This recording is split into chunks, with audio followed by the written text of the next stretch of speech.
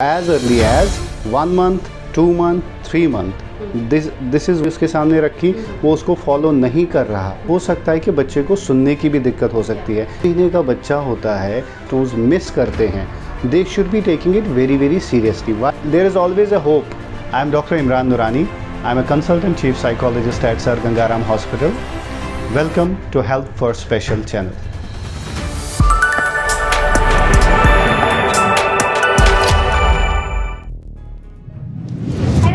Welcome to Health First Special. Today we are with one and only Dr. Imran Nurani, who is a senior consultant at Sir Gangaram Hospital, New Delhi.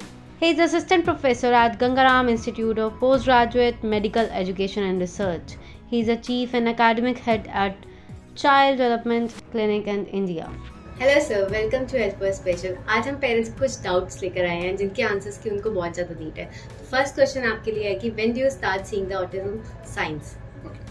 Autism जो होता है, जो भी कोई बच्चा पैदा होता है तो वो फर्स्ट मंथ 1 मंथ से ही वो स्टिमुलस जिसको हम बोलते हैं, सुनने वाला, देखने वाला या रिएक्ट करने वाला, वो स्टिमुलस अंदर लेना स्टार्ट करता है। जो 2 महीने का बच्चा होता है वो वापस 2 से लेके 5 महीने तक बच्चा जब आपको देखता है या फादर को देखता है या मदर को देखता है तो वो सोशल स्माइल देता है। सोशल स्माइल का मतलब आपने उसको यहाँ से देखा और स्माइल किया, बच्चे ने वापस आपको स्माइल दे दिया।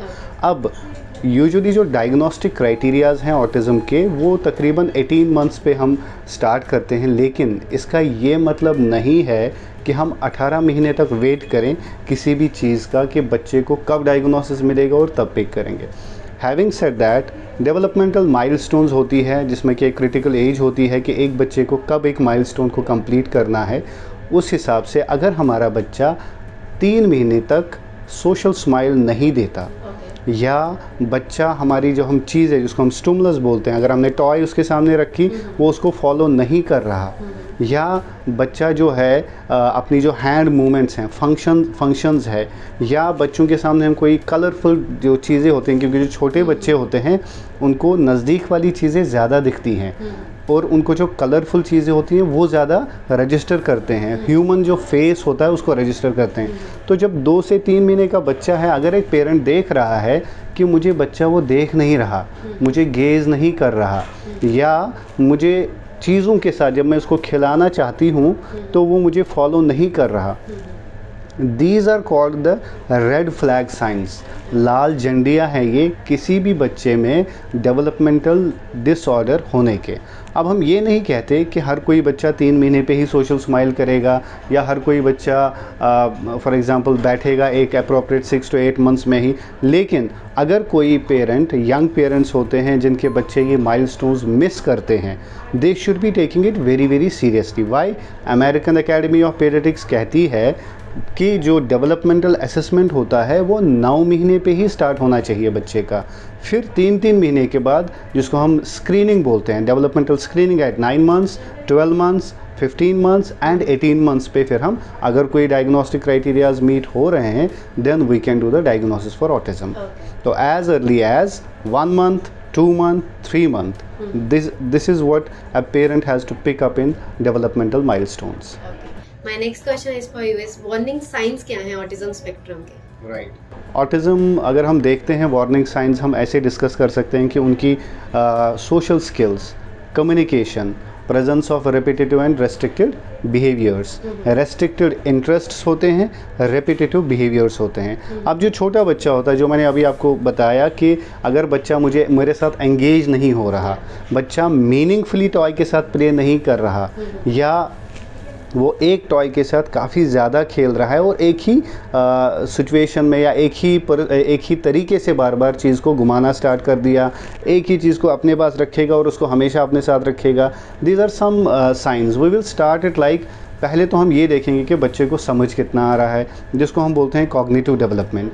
अगर मैं बच्चे का नाम बुला रहा हूँ 6 से 8 महीने पे और वो बच्चा मुझे रिस्पॉन्स नहीं देता, that means there is something wrong. It can be, ये हो सकता है कि बच्चे को सुनने की भी दिक्कत हो सकती है, इसलिए हम हियरिंग एवेल्युएशन बोलते हैं।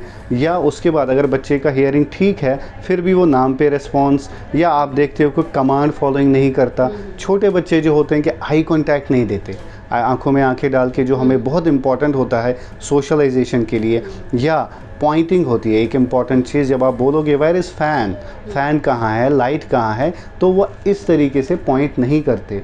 एक चीज़ होती है जिसको जॉइंट अटेंशन बोलते हैं, जो कि सारे पेरेंट्स को ध्यान में रखना चाहिए कि अगर हम पूछते हैं कि वेयर इज़ फ़ैन, बच्चा इंडेक्स फिंगर से पॉइंट कर रहा है, फिर वो आपको वापस देखता है। वापस इसलिए देखना है, उसको हम बोलते हैं शोइंग। अब आपने कोई बच्चे को 10 महीने पे आपने टॉय दी या आप किसी चीज़ की तरफ देख रहे हो, आप दोनों एक साथ उस टॉय को शेयरिंग करोगे एन्जॉयमेंट का या एक्साइटमेंट का। अगर ये सब चीज़ें social smile, index finger pointing, eye contact, response to instructions and name, ये सब नहीं होता, these are the early signs for autism. So next question is for you. How is autism diagnosed? Diagnosis is not a very simple thing. या usually हम क्या करते हैं, आपने देखा होगा बहुत सारे पेरेंट्स कहीं एक थेरेपिस्ट के पास जाते हैं या एक सिंगल डॉक्टर होता है या जो कि डायग्नोसिस 5 से 10 मिनट में कर देते हैं। हमारे यहाँ जो हम development centre child development clinic Gangaram का है, तो हम यहाँ पे पूरी मल्टी डिसिप्लिनरी टीम होती है हमारे पास, जिसमें एक यही प्रोटोकॉल होना चाहिए कि एक डेवलपमेंटल पीडियाट्रिशियन, मैं साइकोलॉजिस्ट हूँ, फिर हमारे पास special educator, occupational therapist, speech pathologist and बाकी काउंसलर्स होते हैं। डायग्नोस्टिक क्राइटेरिया क्या होता है? एक होती है स्क्रीनिंग, कि आपने 16 मंथ्स पे देखा बच्चे को, आपने एक एम चैट होता है जो क्वेश्चनियर होता है, उसमें येस एंड नो होता है। उसमें अगर कुछ चीज़ें फेल हो रही हैं कि बच्चा फॉर एग्ज़ाम्पल नहीं करता पॉइंटिंग, बच्चा फॉर एग्ज़ाम्पल नाम पे रिस्पॉन्स नहीं देता, उसके बाद डायग्नोस्टिक इवैल्यूएशन होती है जो कि मल्टी टायर होती है। यूजुअली हम डायग्नोसिस डेवलपमेंटल पीडियाट्रिशियन बनाता है विद अ साइकोलॉजिस्ट। हम DSM-5 यूज़ करते हैं, ICD-10 यूज़ करते हैं, ये हमारी किताबें होती हैं जिसके हिसाब से डायग्नोसिस होता है। लेकिन there is a battery of tests जो कि रिकमेंडेड है by government of India, as well as हम एज साइकोलॉजिस्ट यूज़ करते हैं। फॉर एग्जांपल हम डेवलपमेंटल असेसमेंट्स, बेले हो गया, गेजल डेवलपमेंटल शेड्यूल हो गया, उससे हमें ये पता चलता है कि बच्चे का डेवलपमेंटल डिले कितना है। लेकिन ऑटिज़म में खाली पीछे नहीं होता बच्चा थोड़ा सा अलग भी चल रहा होता है। तो डिविएशंस के लिए हम चाइल्डहुड ऑटिज़म रेटिंग स्केल करते हैं। दूसरा हमने एक फिर सेंसरी प्रोफाइल होता है, क्योंकि आपने देखा होगा कि बहुत सारे बच्चे खाली ऑक्यूपेशनल थेरेपी में चले जाते हैं, खाली स्पीच थेरेपी कर रहे होते हैं और बिहेवियर का उनको नहीं पता होता। ऑटिज़म मैनेजमेंट अगर हमें करना है तो हमें complete developmental assessment, diagnosis by multi disciplinary team and उसके अगेंस्ट उसका एक टेलर मेड प्लान होए जो हम इंटरवेंशन कर सकते हैं। Okay, my next question is for you. Is an early diagnosis important? Definitely yes, and 100% yes. Early diagnosis, severity of the condition, then access to services and parental education, ये कुछ ऐसी चीज़ें हैं जो ऑटिज़म प्रोग्नोसिस या outcome के लिए बहुत ही इम्पॉर्टेंट होता है। अगर बच्चा 16 से 18 मंथ्स पे डायग्नोसिस हो जाता है और पेरेंट्स को जल्दी पता चलता है कि मेरे बच्चे को ऑटिज़म है, तो हम बहुत अच्छे रिजल्ट्स हमें मिल सकते हैं। हम ये कहते हैं कि 0 to 3 years is called early intervention and this is the golden age of a child.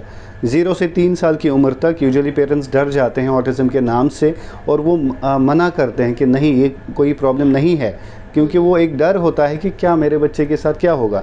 लेकिन उनको ये एक पीडियाट्रिशियन को समझाना है कि अगर हम अर्ली डायग्नोसिस करते हैं, क्योंकि ब्रेन बन रहा होता है, यू नो दैट 90% ब्रेन बोलते हैं 5 साल तक बनता है, और न्यूरोप्लास्टिसिटी एक चीज़ होती है जो कि बहुत हाई होती है इस एज में। अगर आप राइट स्टिमुलेशंस देंगे, राइट डायरेक्शन में उनको काम करेंगे, तो हमें बहुत अच्छे रिजल्ट्स मिल सकते हैं। ऑटिज्म स्पेक्ट्रम डिसऑर्डर में स्पेक्ट्रम का मतलब क्या है? स्पेक्ट्रम का मतलब होता है एक बच्चा, इसमें टाइप होता है, for example type and severity.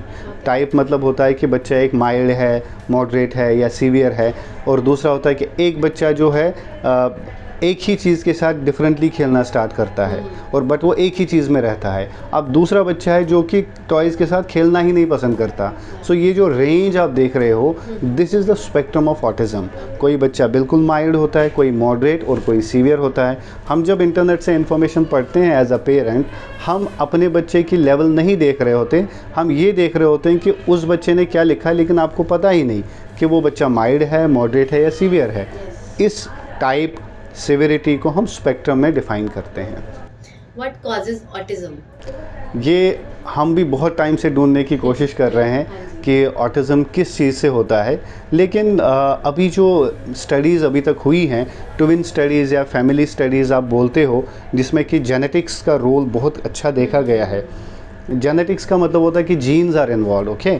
अगर हम जैसे मोनोजाइगोटिक जो ट्विन्स होते हैं उसमें कंकॉर्डेंस रेट जो ऑटिज़म का है वो 36 से 96% हो सकता है, और जो डाइजाइगोटिक है उसमें 0 to 29 है। तो आप देख रहे हो कितनी डिफरेंस है, 0 to 29, 36 to 96। अब दूसरी चीज़ ये है कि अगर एक बच्चे को ऑटिज़म है तो दूसरे को होने के चांसेस 0 to 18% होते हैं। इससे हमें ये समझ आता है कि genetic involvements are there, but it is a cross talk of thousands of genes. या हमने न्यूरो इमेजिंग स्टडीज़ करी हैं, उसमें हमें ये समझ आया कि जो ब्रेन वॉल्यूम है इनमें थोड़ा सा डिफरेंट होता है या ज़्यादा होता है, grey matter and white matter वाला जो हमारा कम्बिनेशन है। लेकिन ये सारी जो स्टडीज़ हैं, कुछ जीन्स में क्रोमोसोम लोग जैसे 5, 6 एंड 11 है, उसमें डिफरेंसेस होती हैं, बट ये सारी अभी रिसर्च बेस्ड चीज़ें हैं। अभी कोई क्लियर कट हमारे पास आंसर नहीं है कि होता क्यों है। इसीलिए हमारे पास कोई जेनेटिक मार्कर्स नहीं है, कोई मेडिकल मार्कर नहीं है कि हम ब्लड टेस्ट करके ये पता करें कि बच्चे को ऑटिज़म है या नहीं। दैट इज़ वाई हम बिहेवियरल डेवलपमेंटल इवैल्यूएशंस करते हैं, जिससे हमें फंक्शन और लेवल पता चलता है। नेक्स्ट क्वेश्चन इज पर वैक्सीन से भी ऑटिज्म हो सकता है? No, this is a myth. ये एक जिन्होंने बताया था वैक्सीन करने से ऑटिज़म होते हैं, उनको उनके registrations have also has been barred from practice. Vaccination बहुत ही इंपॉर्टेंट चीज़ है छोटे बच्चों के लिए जो पीडियाट्रिशियंस करते हैं, क्योंकि बहुत सारी अलग बीमारियां होती हैं जिसको आप एक्सपोज हो जाता है हमारा बच्चा अगर आप वैक्सीनेशन नहीं करोगे। There is no valid research as of now कि वैक्सीनेशन से ऑटिज़म होता है। Please do get your kids vaccinated in time. Is there a cure for autism? Autism एक डिज़ीज़ नहीं है, इसलिए हमें इसका क्योर ढूंढने की ज़रूरत नहीं है। ऑटिज़म एक कंडीशन होती है जिसमें बच्चे को लैंग्वेज डेवलपमेंट में प्रॉब्लम होती है, सोशलाइज करने में प्रॉब्लम होती है, इसलिए हम डिज़ीज़ का क्योर ढूंढते हैं, कंडीशन का हम मैनेजमेंट ढूंढते हैं।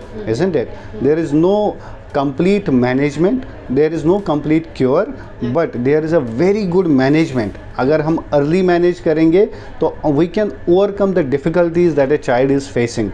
और हमारे दिमाग में यूजुअली क्या होता है ना, हम सोचते हैं कि ऑटिज़म एक बीमारी है, इनको कोई प्रॉब्लम है। हमारे थोड़ा सा आई वुड रिक्वेस्ट कि हम अपना ये माइंड सेट चेंज करें, क्योंकि हमें नहीं पता कि उन बच्चों को कैसे सिखाना है, हमें नहीं पता कि वो बच्चे सीखते कैसे हैं। मैं हमेशा बोलता हूँ ये प्रॉब्लम उनकी नहीं है, ये प्रॉब्लम नहीं है, it is their way of learning and understanding. हम लोग चेंज करें, हम लोग वैसे उनको सिखाएं जैसे वो सीखते हैं, तो effort is actually on our side, तो that is where we have to pitch in. So what's next in treatment? Next is एक स्मार्ट केयर हम बोलते हैं, जो कि बहुत ही इम्पॉर्टेंट है। पेरेंट को ये समझ आना चाहिए कि मैं क्या कर रहा हूँ और मुझे क्या करना है। अर्ली डायग्नोसिस जब ऑटिज़म का होता है तो बहुत एंग्जाइटी, बहुत स्ट्रेस, टेंशन हो जाता है, बिकॉज बहुत सारी चीज़ें इंडिया में इन्वॉल्व है, फाइनेंसेस का है, मेडिकल एक्सपेंसेस का है, देन जो रेपो होता है आपस में दो एक कपल का, वो थोड़ा सा डिस्टर्ब हो जाता है। स्मार्ट केयर में क्या आता है? स्मार्ट केयर में हम ये कहते हैं कि starting from the parents and the family, पहले आप अपना ध्यान रखिए, उसके बाद जब आप मेंटली सेट हैं then you can take care of the child as well. Smart care is multi disciplinary early intervention. उसका क्या मतलब है? उसका मतलब है एक टीम होती है जिसमें एक मेडिकल डॉक्टर होता है, डेवलपमेंटल पीडियाट्रिशियन होता है, उसके साथ साइकोलॉजिस्ट होता है। ये as a team special OT PT एक साथ रहते हैं, स्पीच एंड लैंग्वेज पैथोलॉजिस्ट, जिस बच्चे को जो ज़रूरत होता है उसके हिसाब से डेवलपमेंटल असेसमेंट करके इंटरवेंशन करे, then we will have very wonderful results for this autism. Okay. Stem cells therapy, multiple vitamins, oxygen therapies actually work for children with autism? No, they don't work for autism because कोई भी चीज़ अगर हम recommendation देते हैं medical science में या other allied sciences में, ये एक बॉडी के थ्रू आता है जिन्होंने काफ़ी रिसर्च किया होता है, फिर वो रिकमेंड करते हैं। For example food and drug administration of USA है, मेडिकल, उन्होंने अभी तक किसी भी अथोराइज्ड या वैलिड साइंटिफिक बॉडी ने stem cell therapy, hyperbaric oxygen therapy, dolphin therapies, camel milk, ये सब चीज़ें, मल्टीविटामिन्स, विटामिन B12, अभी तक किसी ने इंडिया में थ्रू प्रॉपर चैनल रिकमेंड नहीं किया है। इनफैक्ट इन सब चीज़ों से हमें उल्टा नुकसान हो सकता है, बिकॉज जब आप कोई डाइट रिस्ट्रिक्शंस करते हैं या कोई ऐसी चीज़ें करते हैं जो कि रिकमेंडेड नहीं होती, उससे माल नरिशमेंट हो जाता है बच्चे का। हम ये नहीं कहते कि ये जनरलाइज्ड रिकमेंडेशन है, कुछ बच्चों में सेंसिटिविटी होती है, जैसे ग्लूटेन, ये केसिन या ग्लूटेन का थोड़ा सा हाइपर सेंसिटिविटीज़ होती हैं, उनके लिए आप अलग से एलर्जी टेस्ट करके फिर उनका रेस्ट्रिक्ट कर सकते हैं। लेकिन there has been no direct link between stem cell और hyperbaric oxygen therapy and all by multivitamins and autism. Autism is a neuro behavioural developmental disorder, जिसमें हमें ये सीखना है कि सिखाना कैसे है। अब आप अभी आपको यही नहीं पता कि what are the causes and what are the medical reasons for autism. How can you give these things? This is not recommended. Okay, next question is, parents are always asked about the future of the autistic child. Please tell something as per your experience. Parents के लिए मैं ये मतलब एक guidance उनके लिए ये दूंगा कि life is not as we think it has to be, isn't it? आज क्या होगा, कल क्या होगा। आज तक आप देखोगे किसी की भी लाइफ जो होती है ना, वो 100% settled, there is nothing, there is a concept कि बिल्कुल एक happy life, I am done with the thing. अब एक चीज़ के बाद दूसरी चीज़ आने वाली है, और हम एज ह्यूमंस इतने रेजिलिएंट होते हैं कि हम उन प्रॉब्लम्स को सॉल्व कर सकते हैं। सॉल्व कब करेंगे? जब हम इमोशनली एक्ट नहीं करेंगे। यूजुअली हम जब डायग्नोसिस हो जाता है, हम रिएक्ट करना स्टार्ट करते हैं। हमें थोड़ा सा we have to settle down, हमें सोचना है फिर एक्ट करना है। आपको पता है कि अभी कंसर्न है, बच्चा ठीक नहीं चल रहा है, डेवलपमेंटल माइलस्टोन्स कवर नहीं हो रही हैं, तो आपको स्टेप वाइज इंडिविजुअली अपने दिमाग से डिसीजंस लेने हैं और सही जगह जाके। इम्पॉर्टेंट है कि मेजरली यूजुअली हॉस्पिटल बेस्ड होता है, या जो भी आपके थेरेपिस्ट होते हैं उनके क्रेडेंशियल्स चेक करके मल्टी डिसिप्लिनरी इंटरवेंशन करेंगे तो बहुत सारे बच्चे, जो आपने सुना है कि autism is a life long disorder, isn't it? But अगर आप अच्छे से इंटरवेंशन देंगे, हम उनको फंक्शनल बना सकते हैं। हज़ारों बच्चे हैं हमारे पास भी यहाँ गंगाराम में चाइल्ड डेवलपमेंट क्लिनिक में, जो बच्चे बिल्कुल ठीक हो गए हैं। They have lost the diagnosis for autism because they are fully functional, communicating, academically excellent, and socially also adapt. So there is always a hope that you have to cater to, और अपने बच्चे पे भरोसा रखना है, चाहे कोई कुछ भी कह रहा है। You make sure that he is your child and you give him the best services, definitely you will have best results. So, okay. Last is one message for our Health First Special channel. Yeah, you're doing wonderful work, and definitely you're spreading a lot of good messages. You have a wonderful team, and I think आपको बहुत और काम करना है, because आप लोगों की ज़रूरत है इस फील्ड में, and I wish you all the best. अभी तो आप अच्छा कर ही रहे हो, and God bless you. Thank you so much sir for this amazing experience of yours. I hope हमारे पेरेंट्स को इन सब का आंसर्स मिलता है। Thank you for inviting me. Thanks, Ram.